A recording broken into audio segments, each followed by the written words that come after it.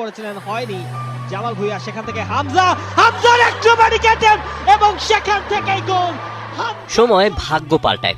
বছরের পর বছর আকুতি মিনতির ফল কখনো মেলে মুহূর্তেই, কখনো আবার তার জন্য অপেক্ষা কয়েক বছরের। বাংলাদেশের ফুটবল পাগলরা যে স্বপ্ন লালন করেছিলেন বহু বছর, সে স্বপ্ন পূরণের আজ 1 বছর। 19 ডিসেম্বর 2024, অনেক চেষ্টার পর ফাইনালি ফিফার গ্রিন সিগন্যাল আর হামজা চৌধুরীর অফিসিয়াল ঘোষণা, যার জন্য তার পেছনে হাজার হাজার ভক্তরা লেগেছিলেন বছরের পর বছর।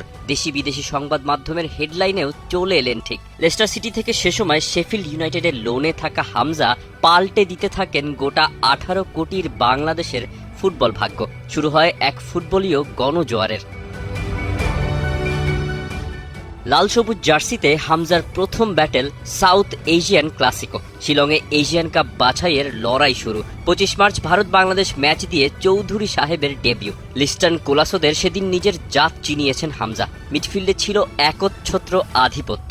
অবসর ভেঙে আসা সুনীল ছেত্রীও সেদিন টের পেয়েছেন এক হামজার অন্তর্ভুক্তি কি করে পাল্টে দিয়েছে গোটা বাংলাদেশ ফুটবল দলকে। তারা খেলেছে ইন্ডিয়ার বিপক্ষে, চমৎকার একটা মাঠ। জুনের উইন্ডোতে সিঙ্গাপুর ম্যাচের আগে প্রস্তুতি ভুটানের বিপক্ষে। প্রায় 5.25 বছর পর হোম অফ ফুটবলে ফিরল ফুটবল।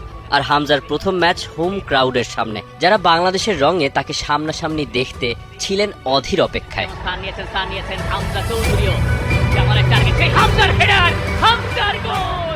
হামজা সময় নিলেন ঠিক 5 মিনিট। ক্যাপ্টেন জামালের কর্নারে হামজার হেডার। ঠিক যিনি শুরু করেছিলেন ব্রেভ নিউ বাংলাদেশি ফুটবলের ধারা, তার দিকে আঙুল তুলে দিলেন ভো দৌড়।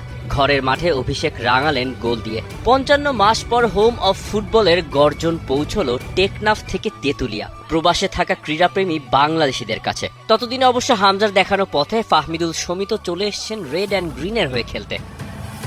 এই ন্যাশনাল স্টেডিয়ামে চৌধুরী আমাদের, সেই হামজা চৌধুরীর ম্যাচ। এরপর সেই ম্যাচ, যে ম্যাচের টিকিট নিয়ে কারাকারি, যে ম্যাচের হাইপ আসমান ছুঁয়েছিল।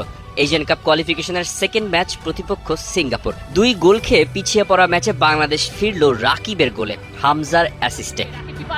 রাকিব এবং বাংলাদেশ ম্যাচে ফিরল, অবশেষে প্রাণ ফিরে পেল এই স্টেডিয়াম। আশা জাগানিয়া শেষ কটা মিনিট হামজারা লড়াই করলো পুরো দমে। বাধা হলো রেফারির সিদ্ধান্ত আর গোল পোস্ট। সেপ্টেম্বর উইন্ডোতে নেপালের বিপক্ষে খেলেননি হামজা। অক্টোবরে মহা গুরুত্বপূর্ণ Hong Kong China opponent home and অ্যাওয়েতে। প্রেস কনফারেন্সে প্রতিপক্ষ কোচের করা মন্তব্যের জবাব হামজা দিয়েছেন ফ্রি কিকে গোল দিয়ে। জাতীয় স্টেডিয়াম